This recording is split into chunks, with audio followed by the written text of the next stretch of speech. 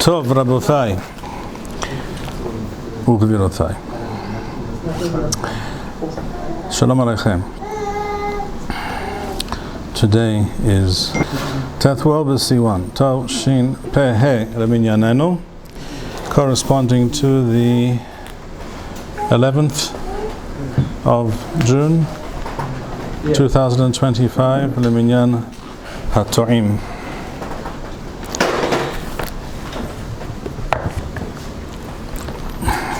There are a number of issues that I would like to cover, or at least discuss today. And it's very good that we have our younger generation of Talmidei Chachamim in attendance. Im en gedayim en tayashim. If there are no goat kids, there will not be fully grown goats either, as the expression of Chazal is. First of all, I wish to discuss briefly some other points regarding that which we touched upon last time, where we spoke about some of the claims made, some of the ta'anoth one hears from certain circles with regards to the giyus, serving in the military of Bnei Yeshivot, people who study in Yeshiva. One of the claims not infrequently made is the following. We have a Mishnah in Masechet Bava Batra, in the Bavli. It is printed on Daf Zayin Amud Beth. The Mishnah speaks about Ilchot Shechenim. In other words, when people live together in a town, in a neighborhood, there are certain things which need to be taken care of on a communal basis, and every person, every household has to pay its way, has to participate in the expenses.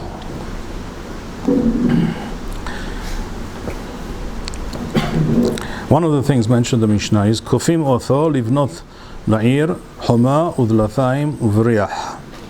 So people who live in a certain town, they all have to pitch in to pay for the expense of building a wall to protect the city from marauders, raiders, enemies. So building Livnot La'ir Homa, that's a wall. Dulathaim, a major, strong, robust gate. It's called Dulathaim Uvriach. In other words, it was a double gate which opened on the back side. On the inside there was a crossbar of very stout wood or metal or what have you to keep it locked, so people couldn't just force their way in. So everyone has to participate in such a thing because it's for everyone's benefit.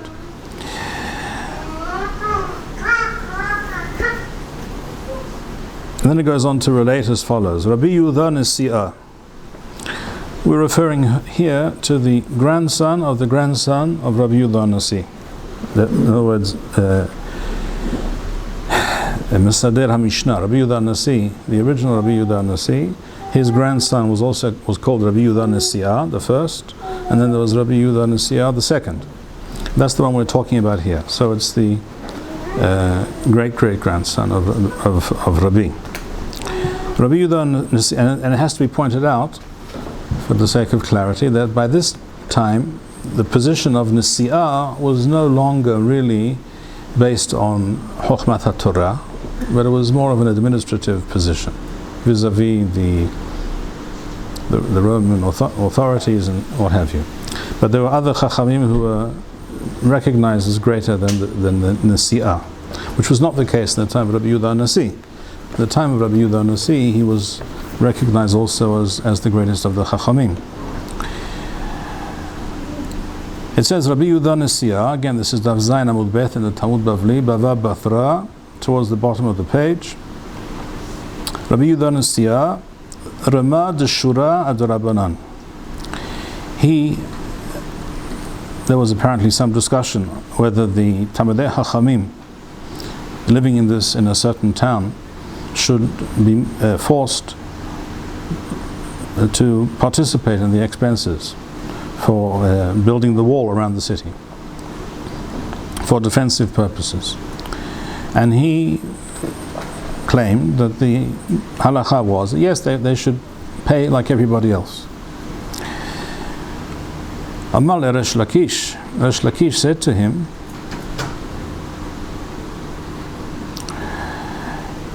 Rabbanan la tzaricha netirutha. Talmidei Chachamim do not require defense, do not require safeguarding. Dichtiv asaperem mihol yirbun. And then there's a drasha here in the Gemara, which we won't go into in depth now, but the upshot of this drasha is that just as a relatively small amount of sand keeps back the sea from flooding over the land, Kal v'chomer u'ma hol shemu'at megen al hayam. Even a relatively small band of sand, a small beach, is enough to keep the sea from overrunning the land. The good actions, the good deeds, the miswot, the zechuyot of the tzaddikim are more numerous than the sand. Obviously, this is a drasha. It's obviously divrei agada, but this is brought as a basis for a psak halacha. It has to be made clear. We're not talking only about divrei agada, because this is halacha pesuka.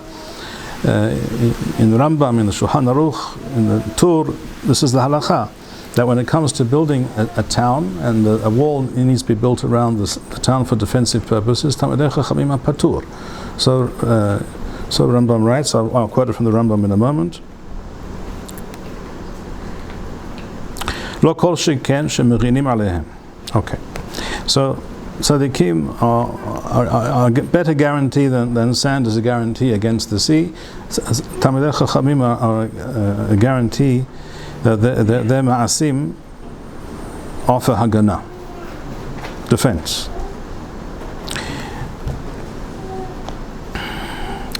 And then Rabbi Yohanan adds a further drasha based on the pasuk in Shir HaShirim, Ani homa v'shadai kamigdoloth. Ani homa, I am a wall, zot Torah. It's like a wall around Am Yisrael. V'shadai kamigdoloth, elu Talmidei Chachamim. And therefore, Rashi points out, therefore, en alma en tzorichim homa. Talmidei Chachamim do not require this wall. They do not require this defense.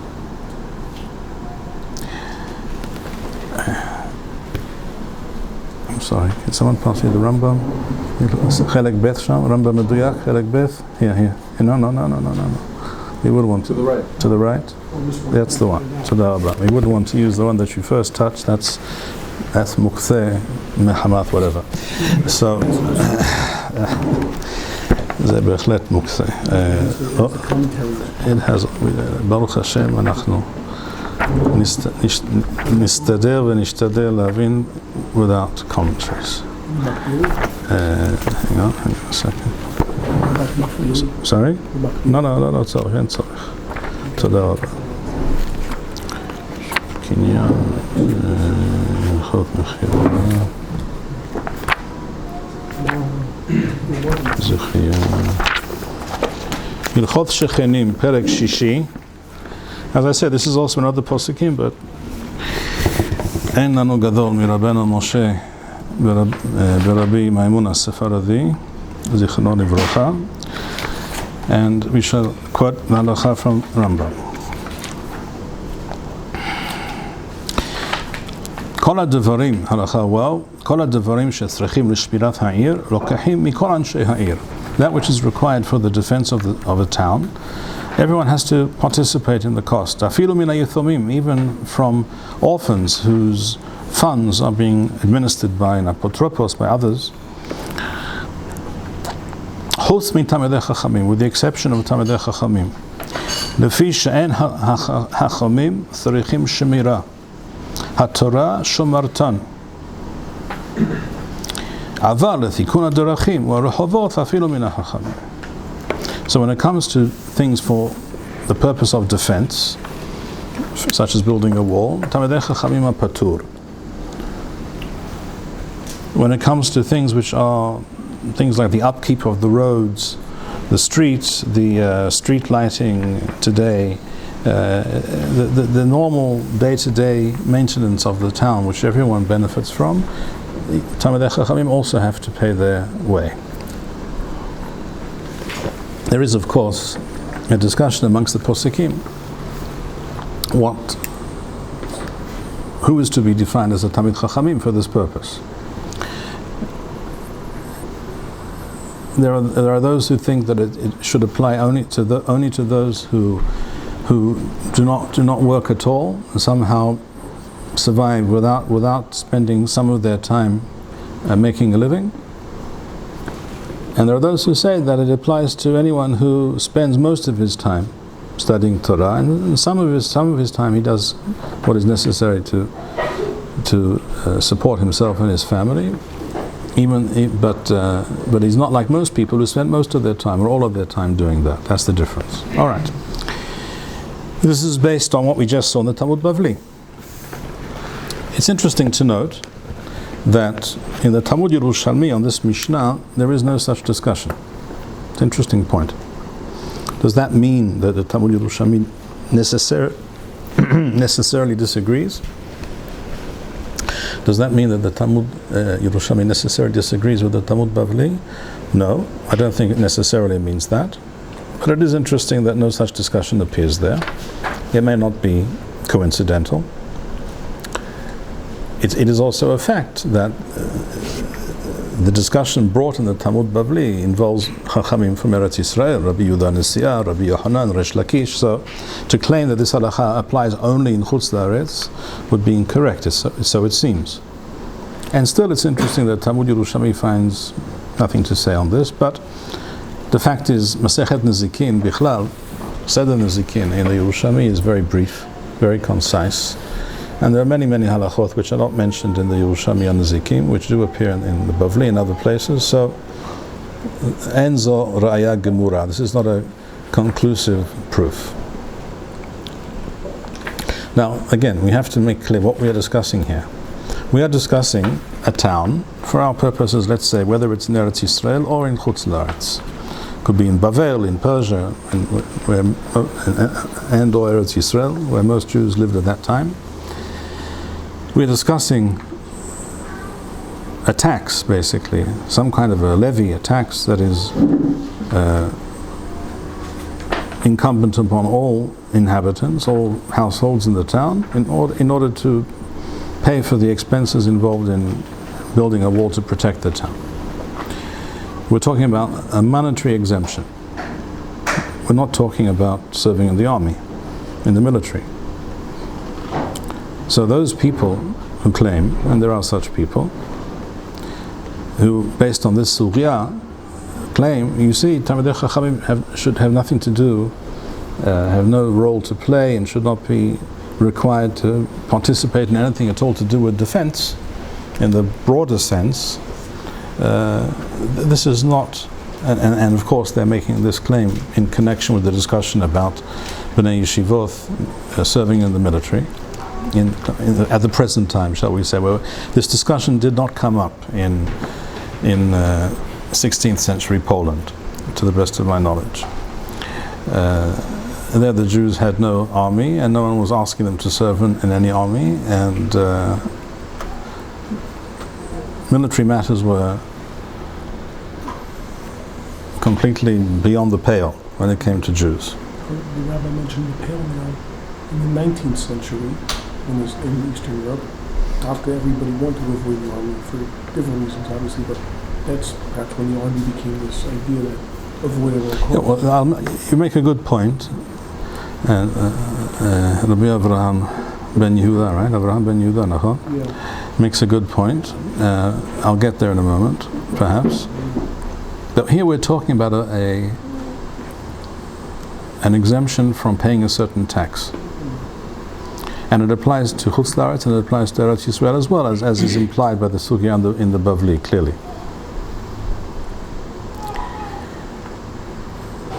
But of course, there is no halacha anywhere that states that when talking about a milhamet miswa in Eretz Yisrael, that Talmidei Chachamim are peturim. There is no such halacha, as we mentioned in our last shiur.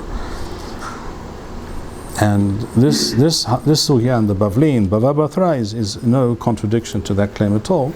Quite the opposite. It proves that we're talking about financial matters, concerns, and not the chova to serve in a milhamet miswa, not talking about a Jewish army, etc.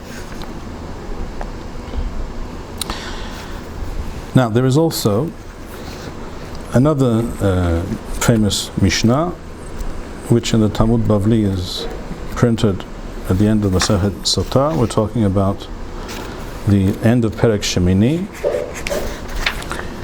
Daf Mem Daled Amud Beth. And the Mishnah here is discussing the Meshuach Milhama, speaking to the soldiers before they go into battle, and who is patur from going into battle. We know that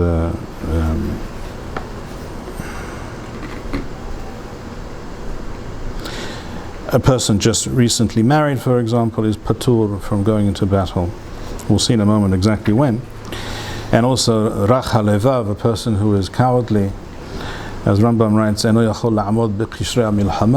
he just can't take it. So it's better that he's not there, because he will melt the hearts of his brethren as his own heart is melting. So there are categories of people that are patur from serving in the army. But the Mishnah states, when is this the case? We're talking about milhamet harashuth, which means not one of the milhamot, not a war which is described as milhamet miswa. We can read from the Rambam in a moment again what the definitions of that are. But when it comes to milhamet hamiswa, the Mishnah says, "Aval milhamot miswa hakol yoseim." Everyone is required to serve in the army and to go out and fight the enemy. Afilu hathan mihadro v'chala mihupatha. The famous expression everyone likes to bandy about, even those who are generally not beki'im b'mishnah, bonomar. All of a sudden, everyone knows this Mishnah, and it tells us that even a bridegroom, mihadro v'chala mihupatha, a bride from her huppah, even if they're about to do the wedding ceremony, all of a sudden the air raid sirens go off, and it's announced we're at war, and everyone is required to present themselves at the local Lishkat HaGiyus, at this draft center or whatever, because we're now in a milhamet miswa. For example, when Am Yisrael is sitting and living in their land, and they're attacked by the enemy. That is the most classic, most obvious kind of milhamet miswa. So then even a hathan, even a kala, are to stop what they're doing, whatever they're doing, before the chuppah, after the chuppah, in the middle of the chuppah. Everyone is hayav. Now, this same expression, afilu hathan mihadro v'chala mihupatha, appears also in the same Masechet Sotah in the Bavli on Daf Yod. And here it relates in the Tanakh. We find that Asa, the king, suffered some ailment of the legs, of the feet. Darash Rabbah, and Rabbah says as follows: Asa. Why was he punished? This is obviously a drasha, not l'fi apshat. Because he forced everyone, including Talmidei Chachamim, to report for forced labor. In other words, this is forced labor, work details mandated by the king, that all Jews had to participate in, and he did not exempt Talmidei Chachamim. שנאמר, והמלך עשה, השמיע את כל יהודה, אין נקי. השמיע את כל יהודה means everyone was called up, אין נקי, no exceptions. No one's exempt from this at all. מאי אין נקי, אמר רב יהודה, אמר רב, אפילו חתן מחדרו וחלה מחופתו. All right, so this is the same expression that we saw in the Mishnah. A hatan, a kala, a pturim. I'm sorry, they're not pturim. If it's a chova in the mechemet mitzvah, as we saw at the end of Perek Shmini of Sota, everyone is chayav, including the hatan and the kala. What does this have to do with Talmidei Chachamim? What Rabbah was saying was, one of the things he was pointing out was that Talmidei Chachamim should not be required to do angaria. If there are work details, there's physical work, there's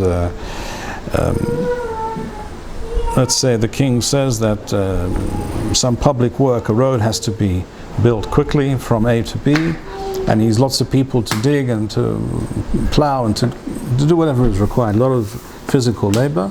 Talmidei Chachamim should be patur from that kind of requirement. All right, so and he brings the proof, or he says that Asa, Rava says that Asa was punished because he forced Talmidei Chachamim to do angaria. What is his and then the pasuk is quoted that Asa Hamelech Asa Hishmiat Kol Yuda En Naki, and what does that mean? Afilo Hatan Mihatro V'Chala Michupatha. So how does that prove Talmidei Chachamim? On the side of the daf on the Gilayon, it quotes from the Aruch, Sefer Aruch, Erech Angaria, Rabbeinu Nathan Bar Haruch Miromi, 1,000 years ago.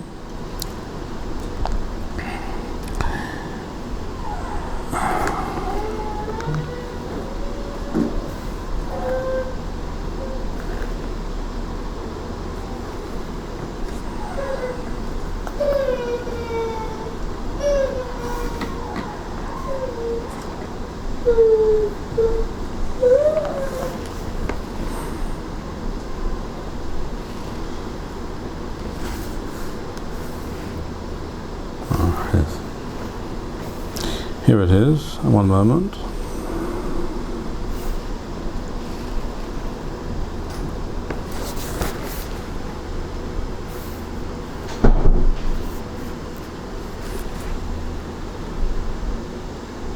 Yes, here it is. It's a different printing, the edition that I used to. It says here, V'chol sheken Talmidei Chachamim. That's what the Aruch says. He quotes this Gemara. In other words, the drasha was that even a hatan and a kala are required to do whatever is required, whatever they're told that needs to be done when it comes to mechemet mitzvah. And Rav said that Asa required that hatanim and kalot would participate in the such work details and such forced labor. And the Aruch explains, so what's the proof with regards to the Chachamim? If a hatan and a kala are required to participate in such forced labor, kal v'chomer Talmidei Chachamim. In other words, if he thought that a hatan and a kala were required to participate, clearly he would obligate Talmidei Chachamim to participate in such a public work effort. That's what the Aruch writes. So the Talmidei Chachamim are learned as a kal v'chomer from the hatan and the kala. What do we see from this?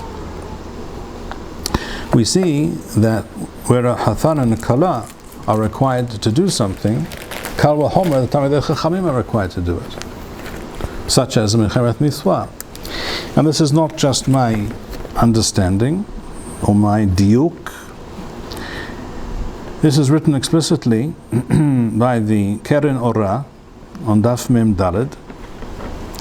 He writes explicitly in the following words: "B'milchemet miswa hakol yoseim va'afilu Talmidei Chachamim tzrichim libatel milimudam." You couldn't really ask for it to be more explicit than that, could you?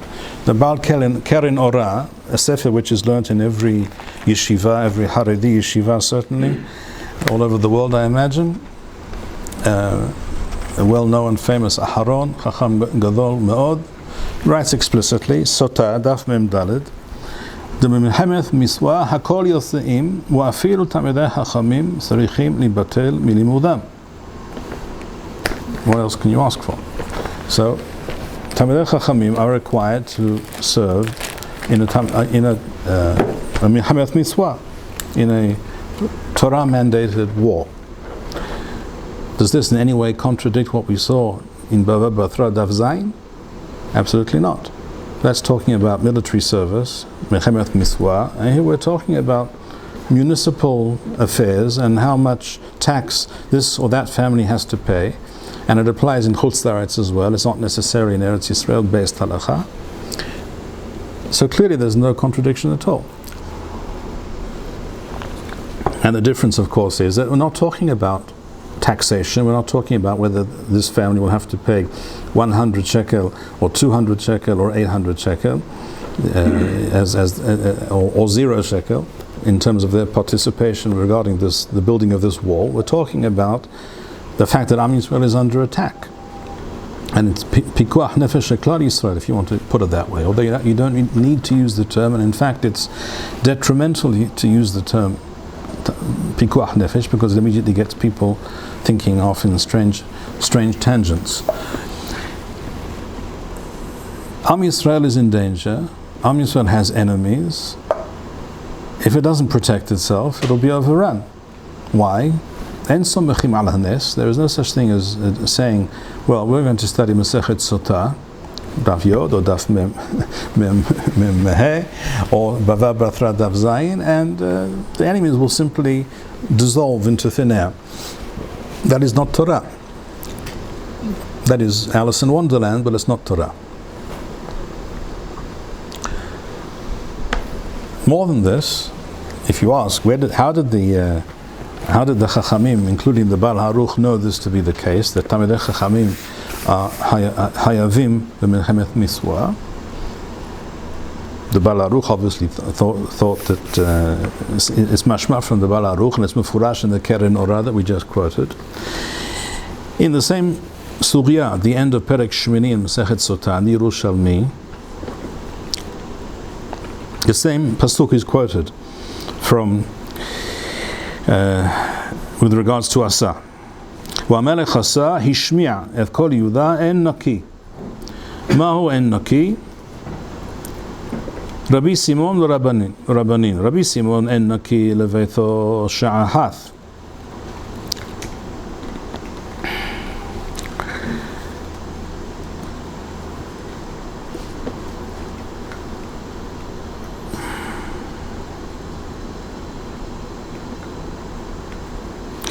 Even though, when it comes to someone like a Hathan, he is Naki from Milchemet HaReshut, but when it comes to Milchemet HaMiswa, and Naki, that's what it meant. It refers to a Hathan, for example, who, when it comes to Milchemet HaReshut, is Patur, and he's Naki, and when it comes to Milchemet HaMiswa, he's Hayav.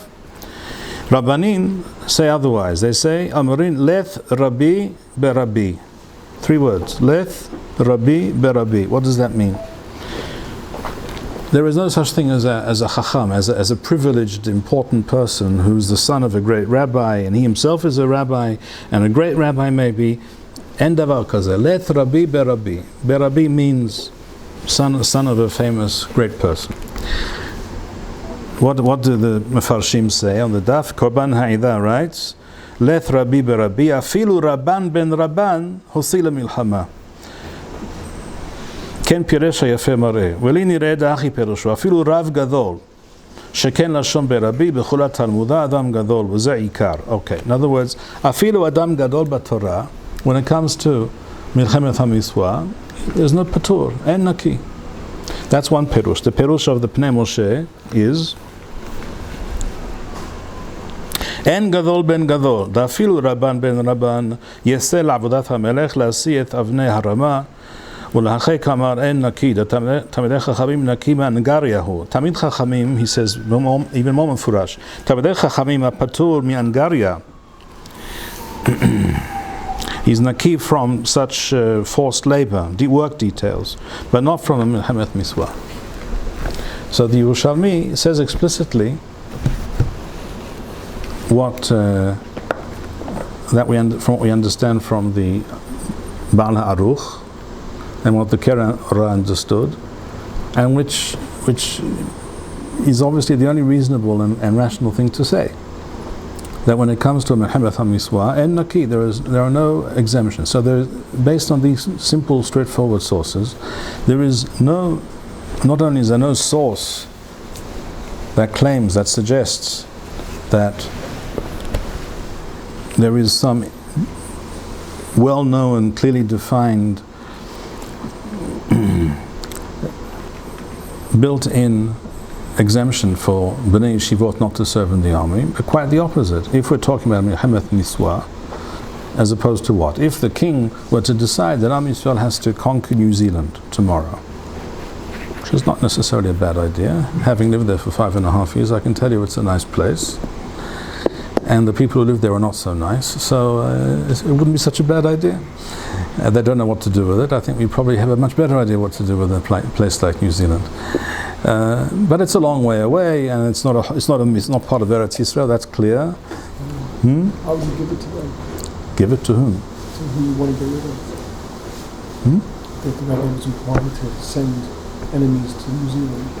No. I was saying, if the king said we want to conquer New Zealand, we want to annex it to Eretz Yisrael. Okay. All right, that's a Mechemet HaReshut. And for that, the king requires the haskama, requires the agreement, the concurrence of the Sanhedrin, the Beit Din HaGadol, and then there would be, if necessary, there would be a draft, whatever it is, beseder. That's a Mechemet HaReshut. A Hatan and a Kala would be patur from such a thing, and Talmidei Chachamim would also, mashma, would have the same din, and would be patur exempt from such a military campaign. But when it comes to Mechemet HaMiswa, they're clearly hayav.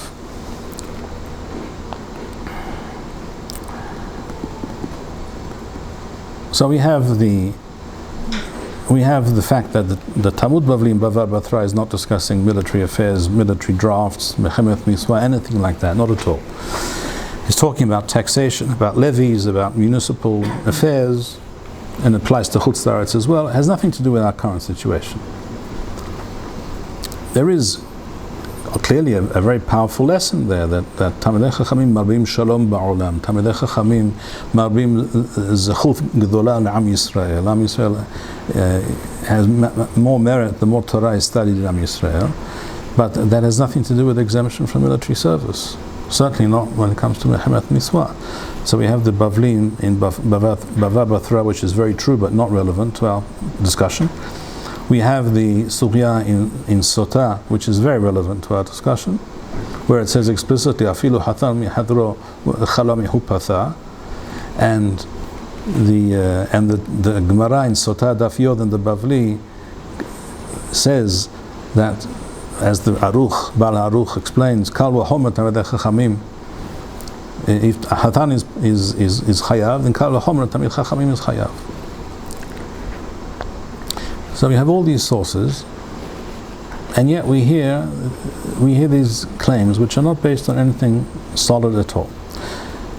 Baruch atah Adonai Baruch Olam Shakol.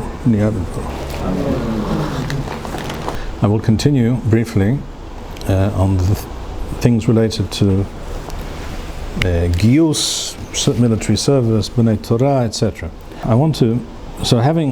Earlier we saw some sources which clearly indicate that there is no comprehensive exemption for Talmidei Chachamim when it comes to military service in the context of a Mechemet Niswa. We saw that very plainly.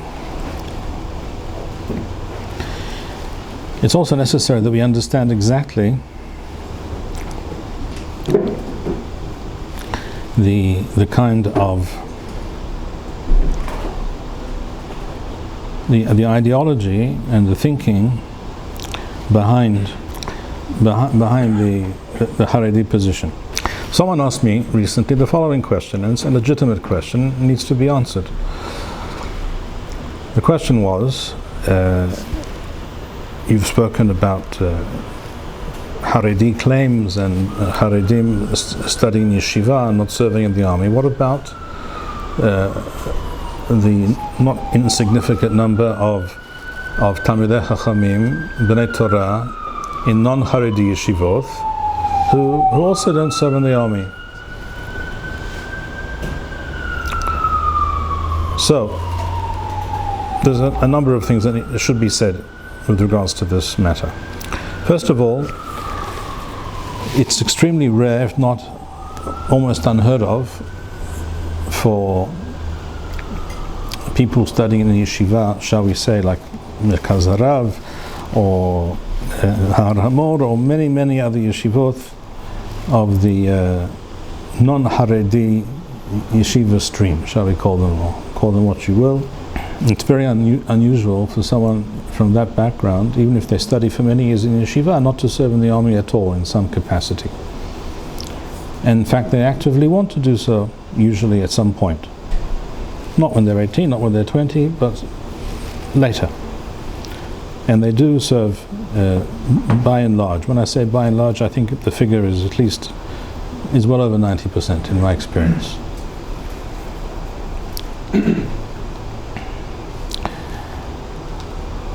So that's an objective, factual difference. More to the point,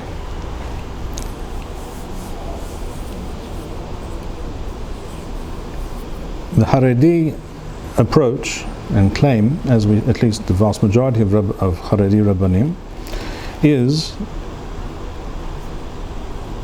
that all young men from our communities should not go to the army when they're 18 or when they're 20, or not when they're 22 or 3 either, usually, or basically without exception.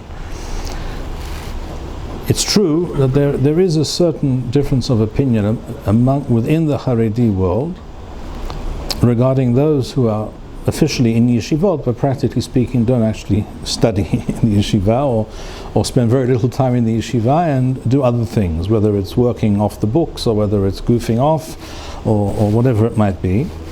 There is a difference of opinion. Hagon Harav Mazuz, what was his first name? Harav Meir Mazuz. Hagon Harav Rabbi Meir Mazuz Zecher Tzedek Livracha was, for example, one of a number of such Rabbanim who said that Mi shelo lomed b'yeshiva, mi shebemet lo lomed, sheitgayes. Those who are not actually studying full time seriously should join the army. But I believe that to be a minority opinion within the Haredi world, and I will demonstrate this in a moment. Because the rationale, the thinking behind a majority of the Haredi world is really nothing to do with the question of someone is learning or not. There was also, for example, a certain Rav, I don't remember his name, associated with the Shas, and there are many others, who was famously quoted a half year ago, saying, even those who don't learn, Gami shelo lomed, asur litgayes. So there's clearly a difference of opinion. They're not on the same page. Just to prove this point, I will quote from a couple of things that were sent to me. One of them was sent to me by Yedidenu Po Balabai, Rabbi Yoshua, and I will quote briefly from it. It's a letter signed by Rav Moshe Tzadka and Rav Moshe Maya and Rav Shlomo Mahfud.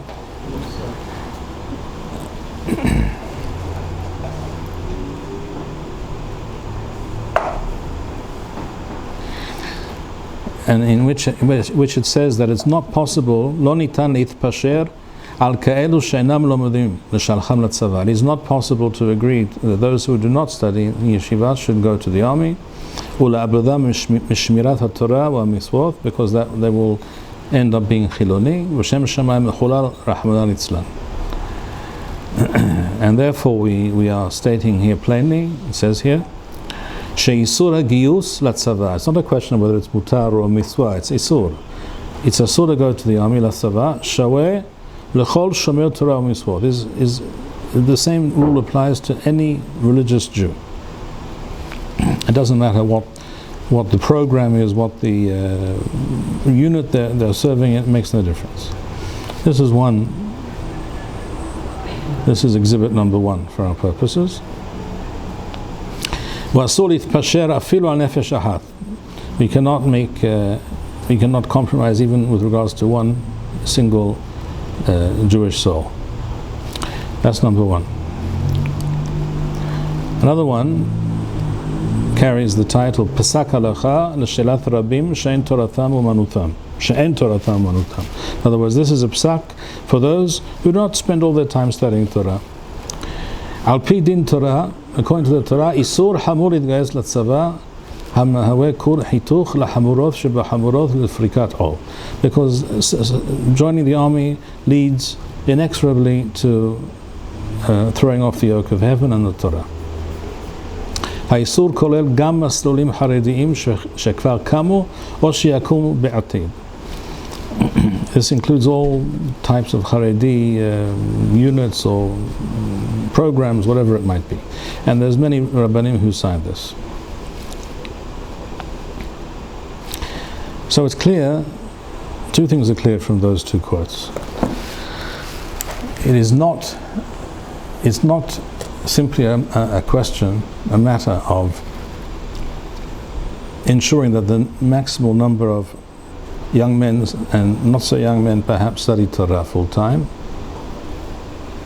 Because even with regards to those that they're clearly not doing so, they say explicitly, these sources, and I think this is the majority opinion in the Haredi world, quite clear to me that it is, they are opposed to any such thing. I also want to point out that they're not entirely wrong. The first thing to understand about this debate is that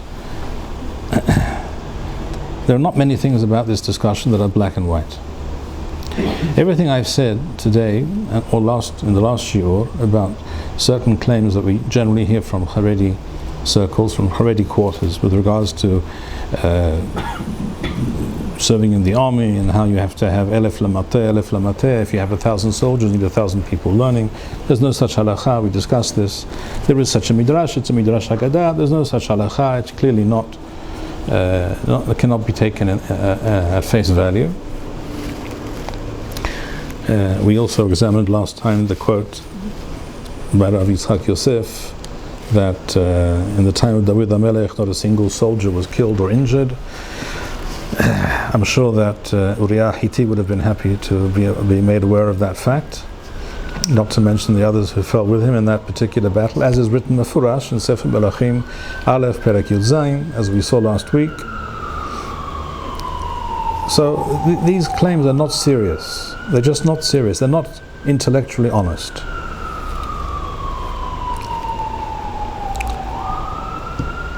It's possible that some of the people who make these claims actually believe them. That's quite possible. They've convinced themselves over so many years of propagandizing everyone else and themselves that they believe it. That's quite possible. But it's not true. That is what I said, I stand by. And what I said today, I stand by. We see in the Suhya and Bava Batra, in Masechet Sotah, and Bavli Yerushalmi, it's very clear.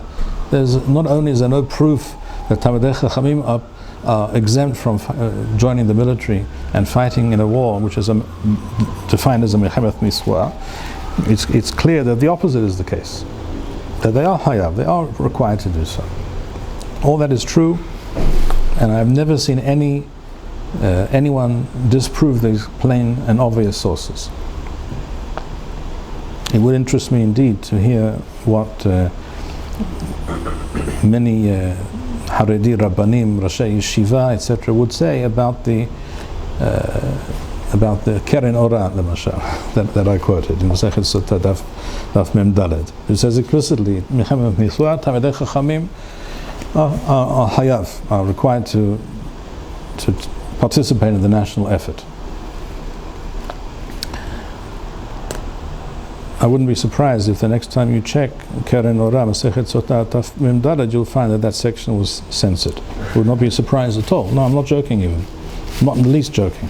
That's how these things work in the Haredi world. And by the way, not just in the Haredi world, in the Merkaz Arav world as well.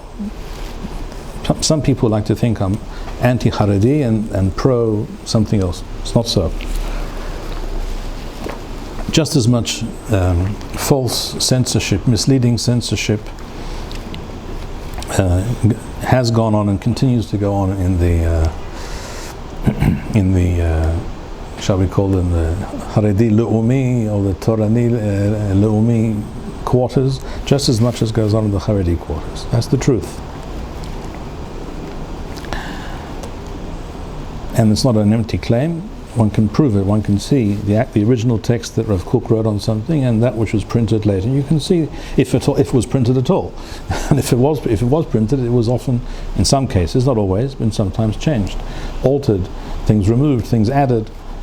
This is all easily shown based on photographs of the original manuscript, some of which I have, looking at early editions, etc., etc. This is all plain, and the Haredi world does this as a matter of course.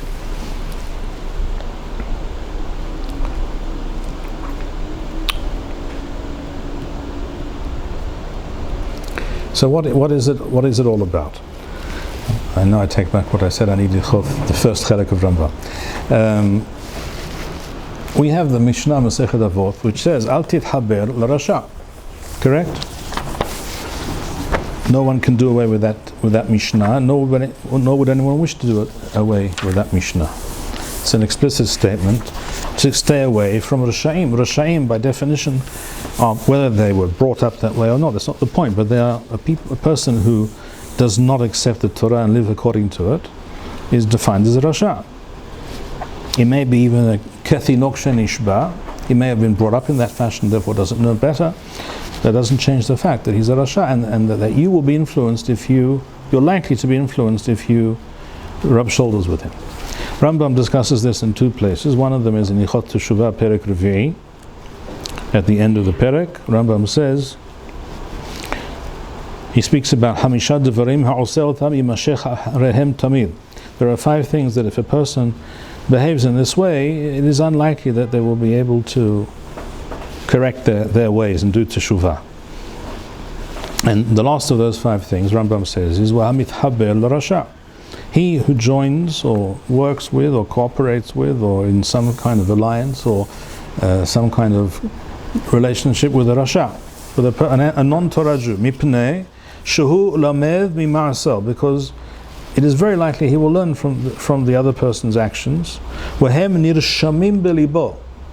Very interesting. It's almost as if a psychologist wrote this today. These things make an imprint on a person's heart and his soul. This is what Shlomo Melech says. He who befriends and spends time with kisilim, with the foolhardy, the foolish, those who do not know, cannot distinguish between right and wrong, they're likely to go the same way. Rambam writes this again in Chod De'oth, Perek Shishi, at the beginning. Rambam says, Derech b'riyato shel adam, it is the nature of a human being, liot nimshach b'de'otho uv'ma'aso ahar re'o v'havero, to be influenced by and therefore to emulate the opinions and actions of his friends, his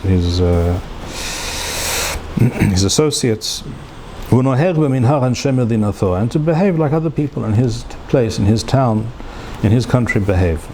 Therefore, a person must make an effort to join himself to the righteous, and to spend time at the feet of Chachamim, Tamid, always, in order to learn from their ways, from their speech, their ways, whatever. And to distance himself as much as possible from the evil who walk in darkness, literally.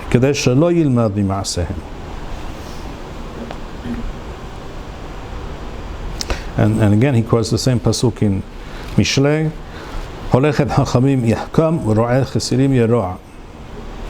And it says further, Ashrei ha'ish asher lo halach ba'asat roshaim. Beginning of Tehillim. Can one discount these words? No, one cannot. Approximately a year or year and a half ago, or maybe even 2 years now, the Rosh Yeshiva of the Yeshivat Hesder in Sederoth, his name is Harav Fendel, I think David Fendel if I'm not mistaken. He published an article in Besheva, on the website of Besheva, or Arut Sheva, I'm sorry, so Arut Sheva, in which he said, we see that some of our students who go to the army as part of the Hesder program come back from the army without a kippah. This, by the way, is a relatively new phenomenon. When I say new, I don't mean today or yesterday, but that was not the case when it's not what I recall from the late 70s, early 80s.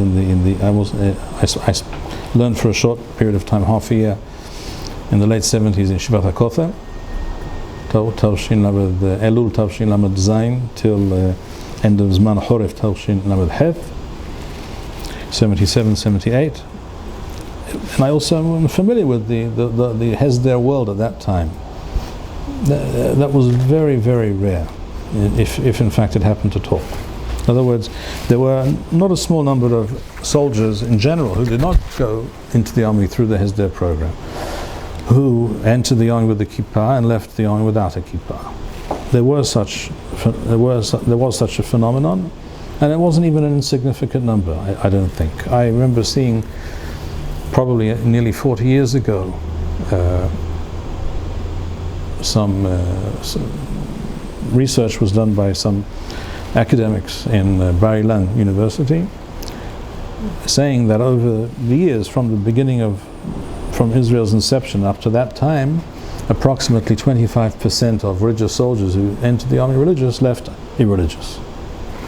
And that's, I assume, true, because it includes a broad spectrum of people and who could have been defined as dati, all kinds of backgrounds and what have you. So we're not talking about, not all of these people were cut from the same cloth by any means. But people who chose to go to Hesder, which involved a commitment to be in the army or attached to the army, and be liable to be called up at any moment for 5 or 6 years, and something like 16 or 18 months of which was you spent actively in the army, and the rest of the time you spent in yeshiva. So you were signing up for being in yeshiva for a number of years and being in the army. The number of people decades ago who joined the Hesder program, which was more popular then than it is today, and that's unfortunate, and that's a mistake. I think was relatively few. Certainly not what it is today. Today there seems to be many more such cases, and this Rav Fendel from Sderot wrote about this very fact, and he himself asks the question in this article, Mi hitir lanu lishlach otam latzava, if that's the case. Where's the heter? Me'efo heter? To send soldiers to the army if we know that this is a possible outcome, not a far-fetched outcome, unfortunately an all too common outcome, and that's a valid question. The Haredim know these facts, they are aware of these facts, and they have very legitimate concerns. That doesn't make any of the arguments that we discussed in the last shiur, today's shiur, that doesn't make any of those arguments any more true than they otherwise would be. They're not true. They're intellectually dishonest, they're not based on the sources at all. But this concern is a very real concern.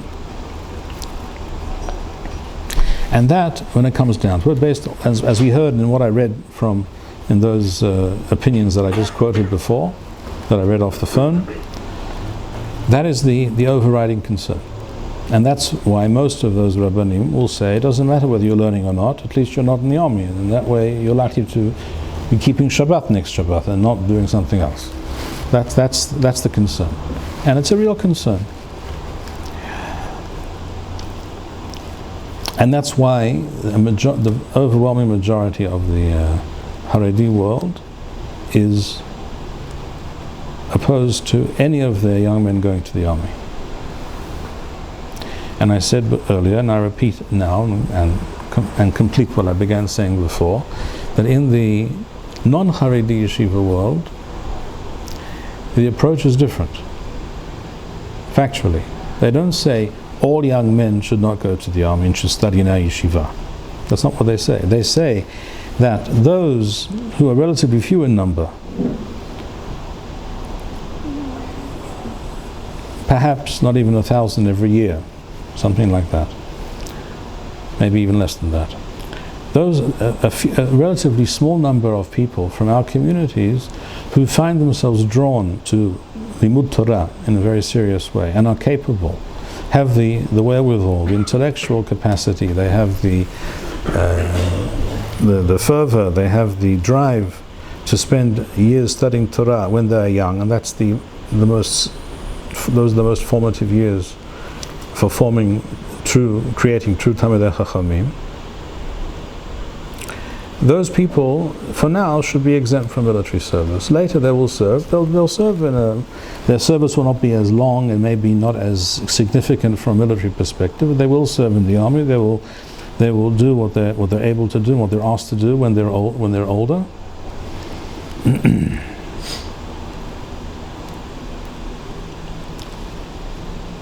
But a majority of the people from our Dati Leumi, Zionist religious communities, or whatever you want to call them, they should go to the army, whether it's according to the regular course of things, or Hesder, or many today go for a year or something to a Mechina Kedam Tzva'it, and then they go to the army, whatever the case may be. But there are those who are particularly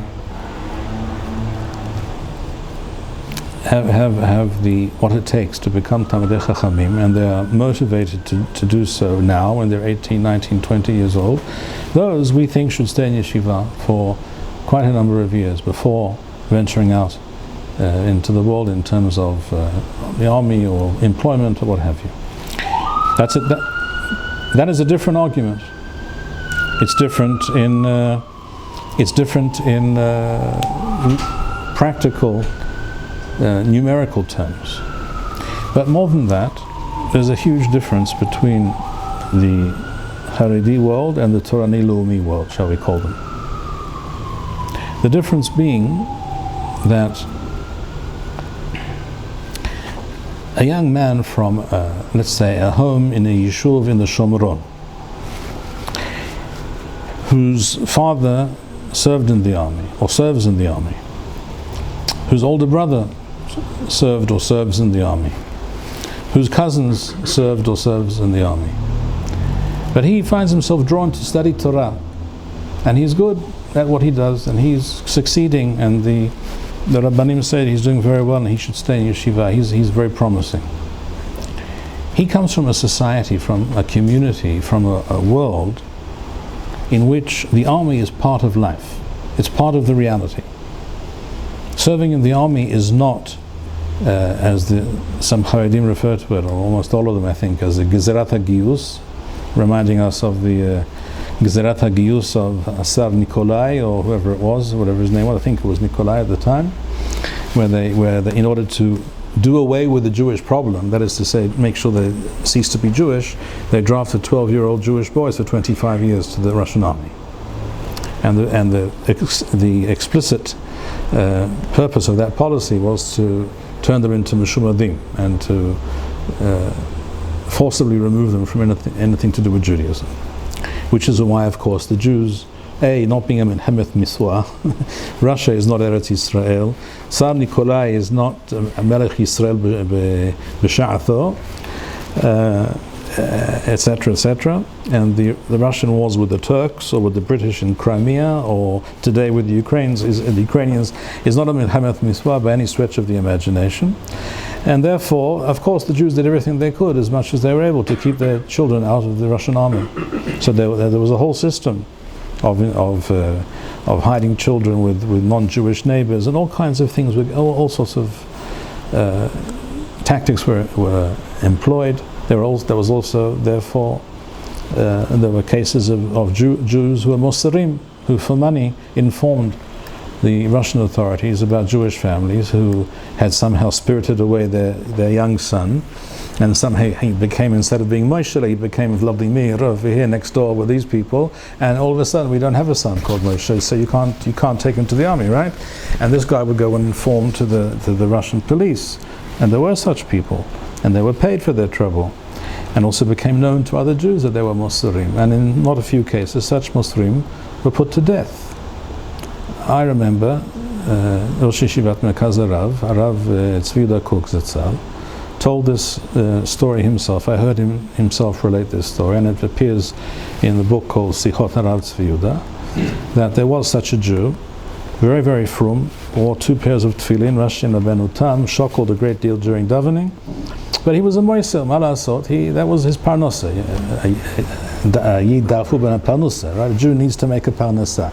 His parnasa was informing about such Jewish boys.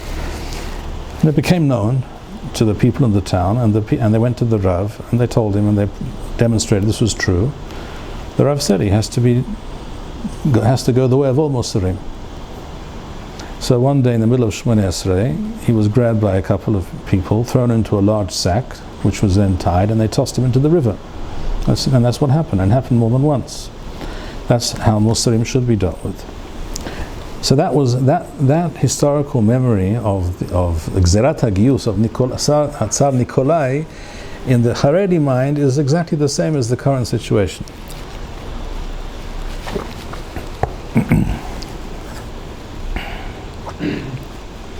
So the young man from the Yishuv in the Shomron, who grew up in a place where serving in the army is normal, natural, and looked up to, even if he chooses not to himself, because he is more inclined to study Torah now, and it's a serious inclination, and he has the talent for that, it's very different from a Haredi boy of his age. Why? Because in the Haredi world, we're talking about, it's a matter of culture. It's a matter of societal and personal expectations. In the Haredi world, the army doesn't exist. It's not as if their neighbors, their brothers, their fathers, their cousins are in the army. None of them are in the army, essentially. And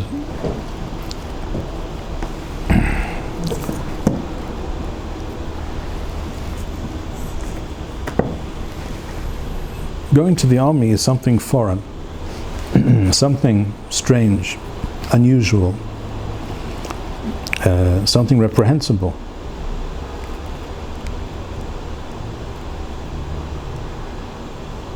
And that has been drummed into a young Haredi man since he was in Cheder, since he was 3 years old. To come to such a young man when he's 18 or 19 or 20 and tell him, here's a Tzav Giyus, go off to Rehov Yudah Maccabi number 5 to tell them that you're ready to go to the army, he doesn't understand what you're talking about.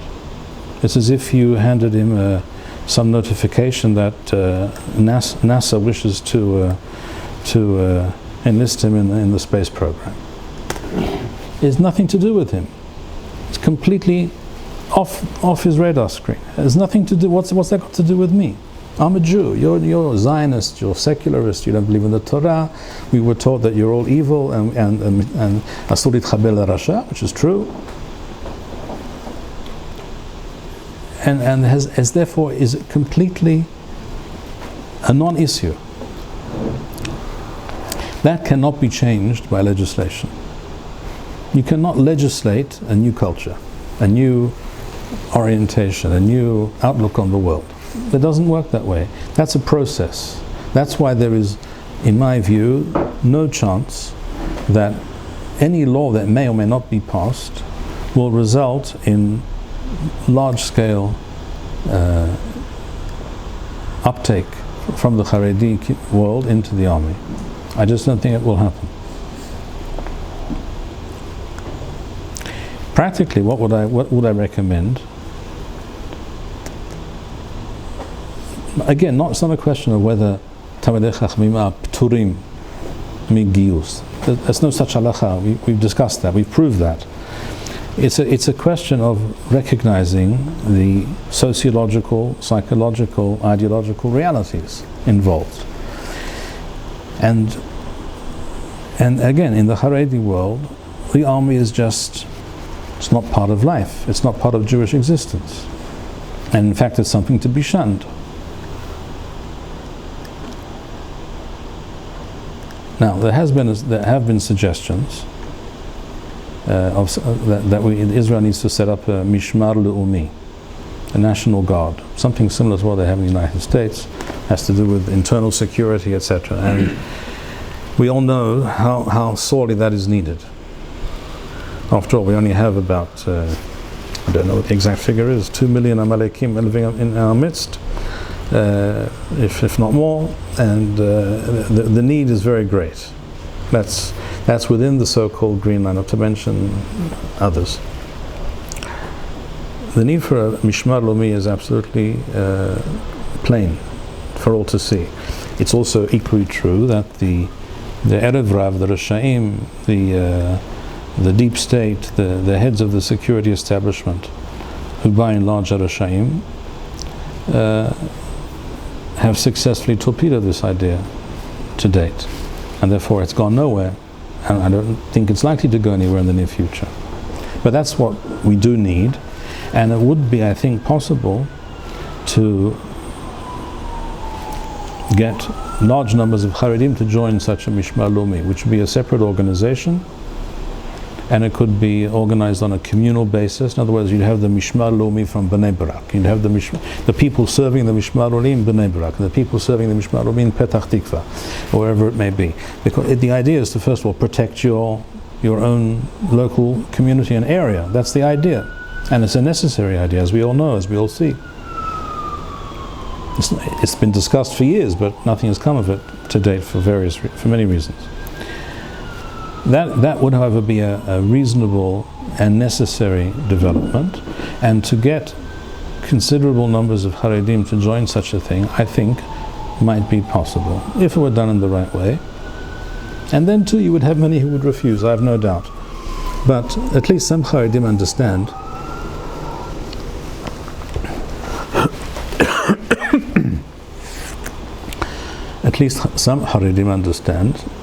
that if there had not been other Jews, not Haredim, who had stopped the Nukhbot in their tracks on Shmini Aseret Tolshin Peidared on the 7th of October 2023, then they may have reached Bnei Brak as well. Correct? Who's to stop them? If no one's there to stop them, then they won't stop. And maybe it's only that fear that would motivate them. But nevertheless, I think that's something that could be discussed, and that is more practical and within the realm of possibility.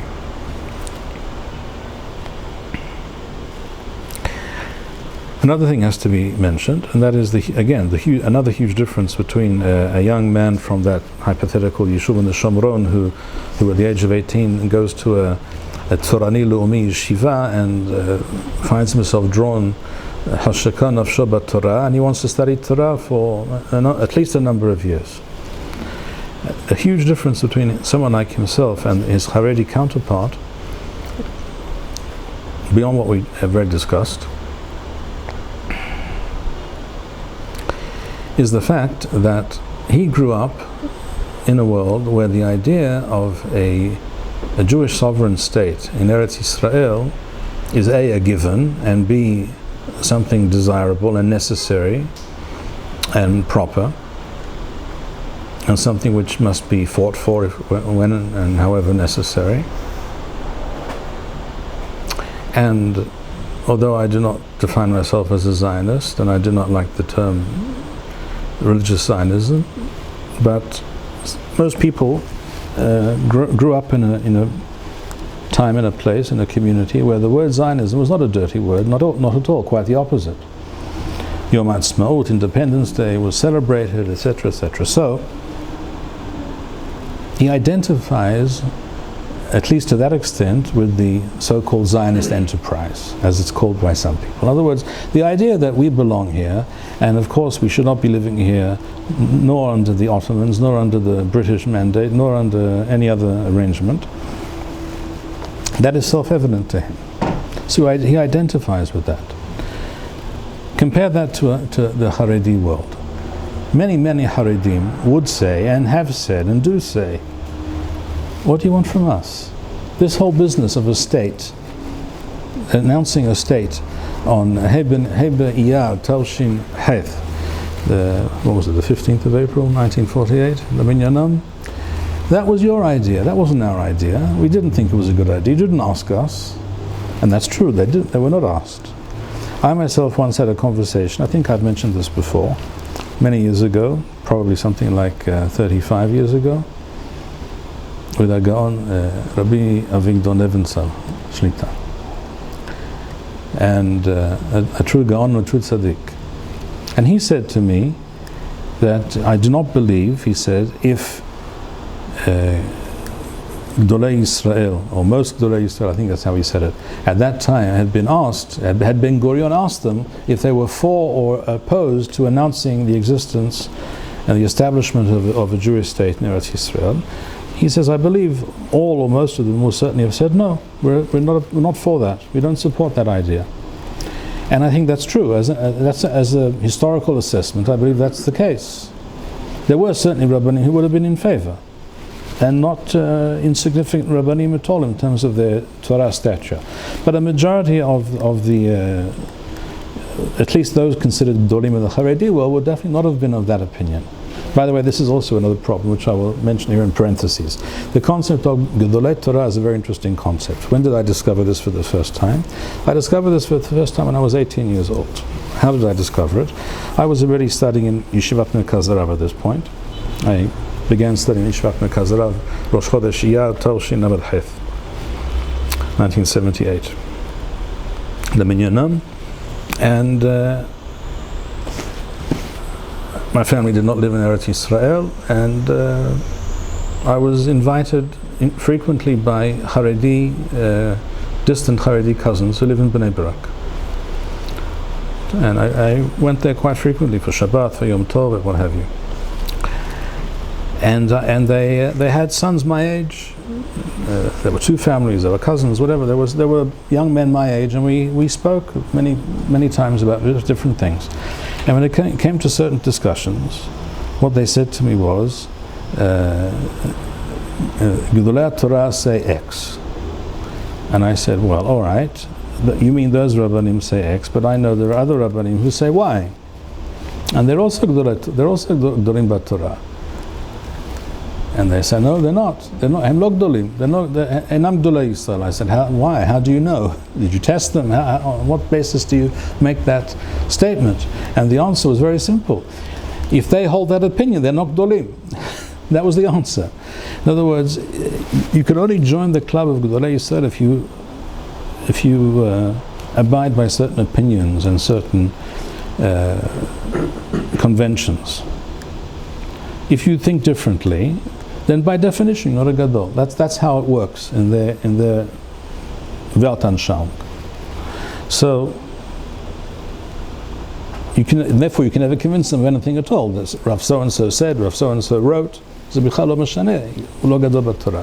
Because he disagrees with our hashkafa. That's how it works. So Rav Nebenzahl said to me, had Ben Gurion asked most of the well-known Rabbanim in Eretz Yisrael at the time, or in the world, they would have said, no, don't do it. And I think that's true. That's accurate.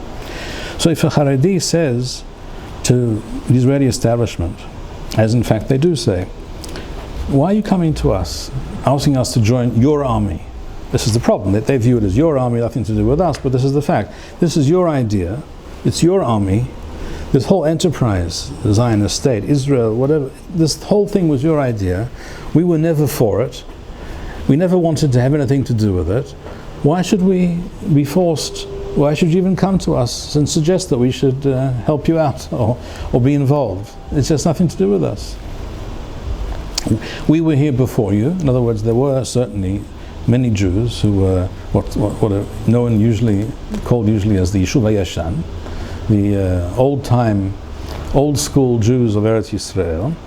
There were quite a number of them before any of the Bilu or Aliyah Rishona or Aliyah Shniya people came along, beginning, shall we say, in the 1870s, 1880s, Leminyanam. There were many Jews here for many generations before. They felt that you guys are the intruders, you're the newcomers, you come with these newfangled ideas. We're not in favor. So leave us out of it. That's not an entirely unreasonable argument. There is something in that argument. It's unfortunate that it is so, but it's a fact.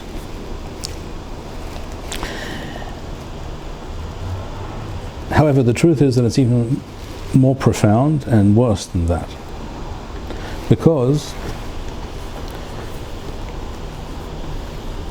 another thing that I heard from that same in that same household, one of those households in Bnei Brak way back when I was 18 or 19, was from the father of that household. He was the husband of my father's second cousin. That's the relationship. So his wife had the same surname as I did originally, and I know who he is, and still know who he is, and I believe he's still alive, even though he's very elderly today. And he said to me, the reason we vote in the elections is because the Chazon Ish said so. If it wasn't for that fact, we would not vote. We would be like all the other Haredim. There are many other Haredim. They're a minority when you take the Haredi world overall, but there's quite a significant number of Haredim, particularly in Yerushalayim, in Bet Shemesh, and other places, who don't vote. In other words, they want to have nothing to do with the concept of the state of Israel. Some of them also refuse to accept any money from the state in terms of bituach leumi, social security, whatever it is. Some of them do, some of them don't, but many do not vote. And he said to me, we would not vote if it were not for the fact that the Chazon Ish told us to vote. Because the truth is, generally, overall, many of us consider the Satmar Rov, the Rebbe Misatmar, to be the Gedol Ador. The Satmar Rov of Yoelish Teitelbaum Zitzal was very highly respected in Central Europe and in Bichlal in the world before the Second World War. My grandfather, Hashem Yikom Damo, was highly respected him, and went to visit him with my father once on Chol HaMoed Sukkot, at least once. Probably more than once, but I know of one occasion. And he was widely considered to be certainly one of the Gdolei Ador, and he was completely fanatically anti-Zionist. I think some of the things he wrote and claimed are totally spurious, but that's another discussion. And he had a lot of influence over many people. So this person said to me, we would have followed the Satmar Rov and everything he had to say, were it not for the fact that the Chazon Ish lived in Bnei Brak, and we viewed him as Gedol Ador, or certainly one of them, and we accepted his hora'ah, his instruction to vote. I think because Chazon Ish probably would have been happy not to vote also, but I think he figured that there was not a pragmatic, realistic possibility not to be involved in any way, and not to receive any funding for an independent education system, what have you, and therefore he was in favor of that, but not because he was enthused by the idea, so I believe. So that's what he said to me, and that I think is an authentic representation of the mindset of a majority of the Haredi world, whether they call themselves Satmar or not, whether they swear allegiance to the Satmar Rebbe or read his Sforim or what have you. That doesn't make a difference. That's their essential mindset. That the whole idea of setting up a state before Biat HaMoshiach is at best superfluous, unnecessary, and just a nuisance. And at worst, it's anathema. It's an act of kfirah, which is what the Satmar Rebbe claims. And anyhow, when the Mashiach comes, the way they envisage and conceive of the concept of the Mashiach, it's a moot point, because then all the enemies will just dissolve into thin air, and everything will just be set right in some magical way, and with the wave of a wand or something. And so there's no discussion at that point to set up a state or not. There just will be. That's how things will be.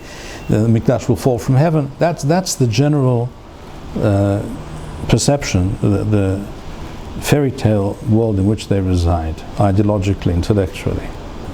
So the whole idea of a state is,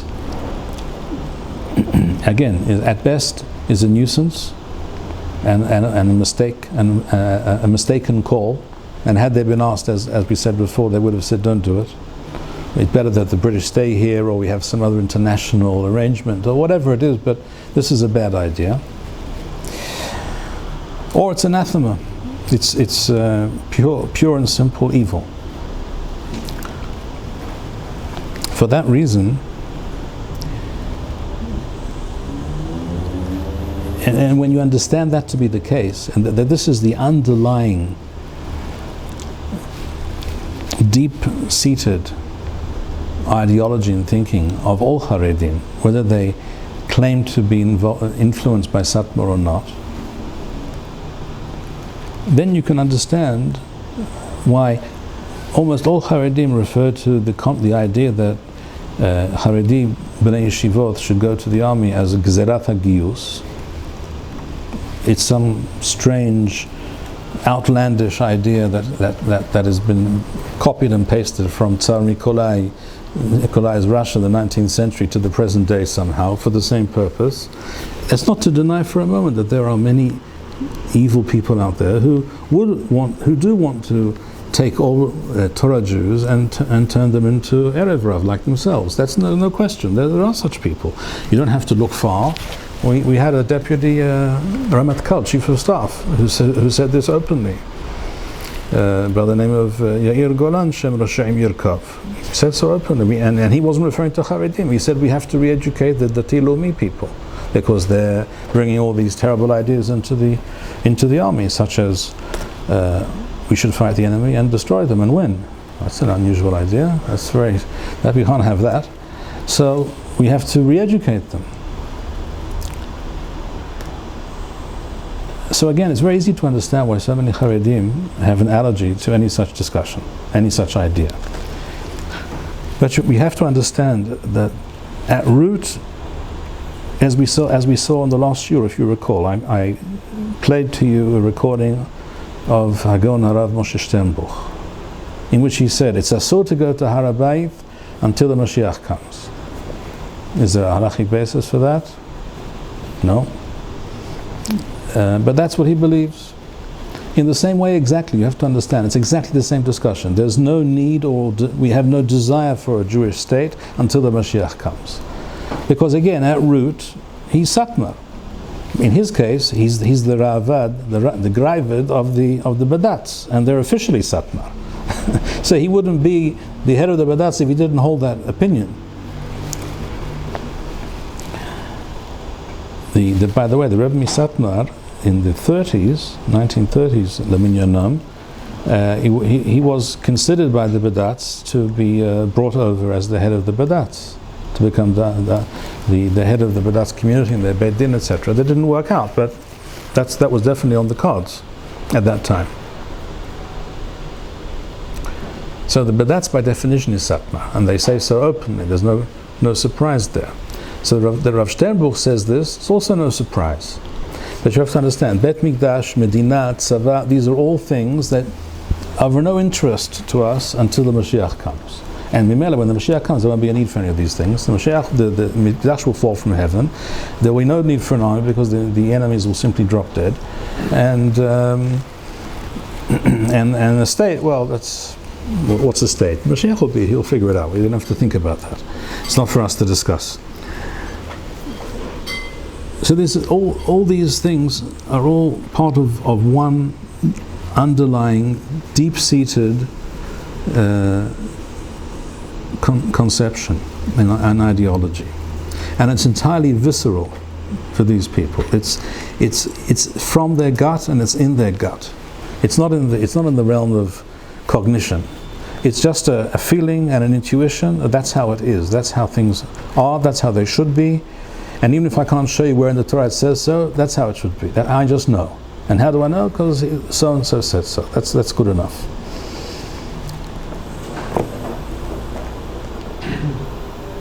And therefore, I repeat, I consider it extremely unlikely, to put it very mildly, that any significant number of Haredim, certainly young men of military age, will join the army as a result of any legislation that may or may not be passed into law. And we see this now because I don't know if there was a vote today in the Knesset. I'm not quite sure, and I'm not sure which way the vote may have gone.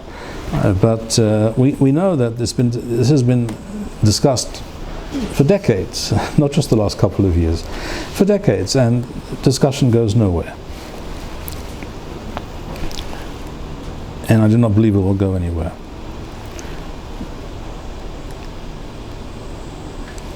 It's only by understanding, therefore, this mindset in the Haredi world and the Satmar type underpinning to their view of reality, even if they do choose to vote because of this Rav or that Rav or what have you, or the practicalities of the matter. Essentially, that's their feeling. It's more of a feeling than a thought. It's an emotion. It's an intuition. It's something deep seated in their soul that they cannot perceive of such a thing. They do not want to be involved with such a thing, and that's why, as I mentioned last time, many of these Haredi Rabbanim, like Rabbi Yitzchak Yosef, but he's not alone by any means, come out and say, if there's a Gzerat HaGiyus, אנחנו נרד לחוץ לארץ. Because there really is no difference in real terms between living in Chutz La'aretz and living here. As they see it, there's no significant, no meaningful difference. Yeah, maybe technically, because you can quote this or that statement in the Gemara and the Rambam, Eretz Yisrael is better than New York or London or Helsinki, but that's on paper. But in practical terms, they don't feel that. They don't think that really. They don't really think that, and they don't live it. And that is part of what I've always referred to as a GMJ, Galuth Mode Judaism. This is their mindset. It's a reality. We have to understand that. So it doesn't matter what proofs you bring. All the things I've brought you today, last week, this Midrash, that Gemara, that Rambam, that Rashi, all those things are true. They all speak for themselves, but that have no impact on their opinion, on their view of things. Just as Eddie Bernays, you know who Eddie Bernays was? The nephew, a Jew, of course. That's why he invented the advertising industry. There was no such thing before he came up with the idea. He was the nephew of Sigmund Freud, another Jew. And he managed to get Sigmund Freud from Europe, Central Europe, to Vienna, I think it was, to London just before the war broke out. The Second World War, that is. That's why Sigmund Freud died in London. He was really ill. He had a nephew called Edward Bernays who lived in New York. And he understood that his uncle was onto something very big in terms of dollars and cents. In other words, if you take this basic understanding, whether he was right or wrong about many things, and he was clearly, I think, wrong about many things, and many psychologists believe that to be the case today, but Freud was onto something when he said that there are deep-seated psychological motivations and factors involved in people's decision making and people's actions. Till that time, people who wanted to sell a product would try and convince you that it was a good product. If you wanted to buy a pair of shoes, they would tell you, well, these shoes that we make are the same price as our competitors, but they'll last twice as long, and we'll prove it to you. And they'll probably be right. But people don't get excited about that. Bernays understood. He was a very ruthless individual. He understood, and he opened up the first advertising agency in Manhattan in the world. And we all know what kind of industry it is today. You can convince the masses can be convinced of anything today by advertising agencies.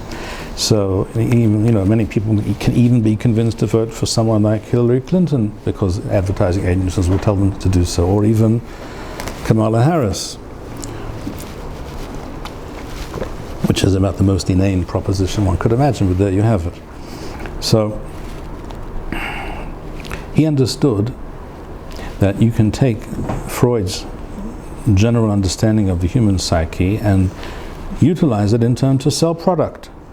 So you can tell a person, not that these shoes are better than those shoes, but you will feel better and you will be looked at by others differently if you wear these shoes. That's already a psychological argument, nothing to do with how good the shoe is.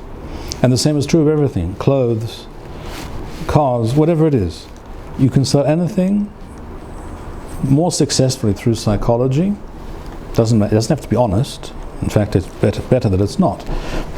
And really, it really is honest. But you will be able to sell much more product, whatever it may be, by way of psychologically motivated and directed advertising. That was the invention of a Jew by the name of Eddie Bernays. Fact.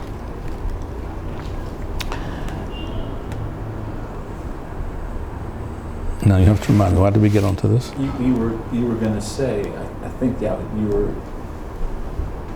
were talking about the fact that the mindset, the psychology of Right. Mm-hmm. Right. So it makes no difference how many Rashi's, Rambam's, Midrash Rabbah, Yerushalmi I quote at this or that claim. It will make no difference not to the Haredi mindset, nor to the Torani Leumi, Merkaz Harav, Haramor, Tralala mindset, when they're also living in their own fantasy world, based on nothing but their own inventions. I'm not at all partisan when it comes to these things. I try to be objective. And I know that on both sides of that barricade, these people are not impacted by rationale, by logic, by proofs. They're impacted by emotional claims and ideas which they have imbibed and become part of themselves, and therefore they cannot be shifted. When we understand that, we will understand a great deal more about the Haredi world, and why this never-ending discussion about Giyus and Bnei Yeshivot has been in the works for the past 78 years, or is it 77 years, and will continue to be the case, because at root the whole concept of a Jewish state in Eretz Yisrael at this point in time doesn't fit into their perception of reality.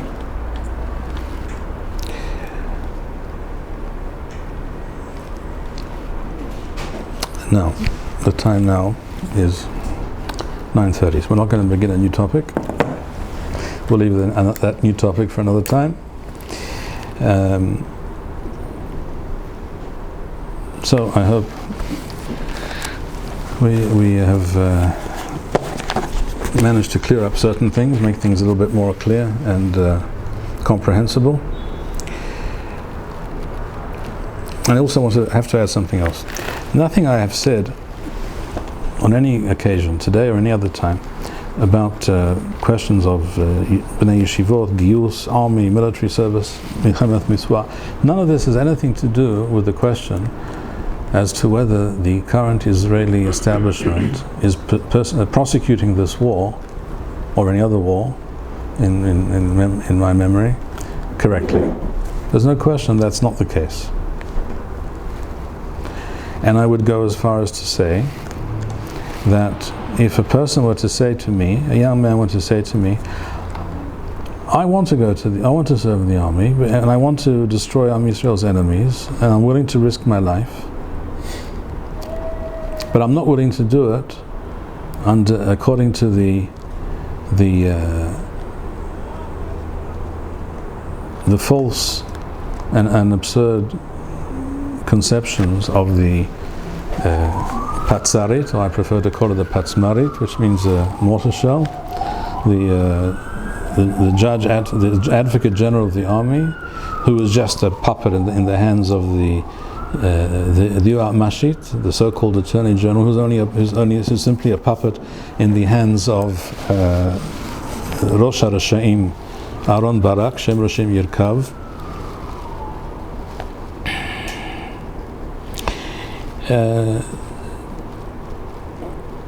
As some person wrote here, the IDF as it functions today is not a Torah army by any stretch.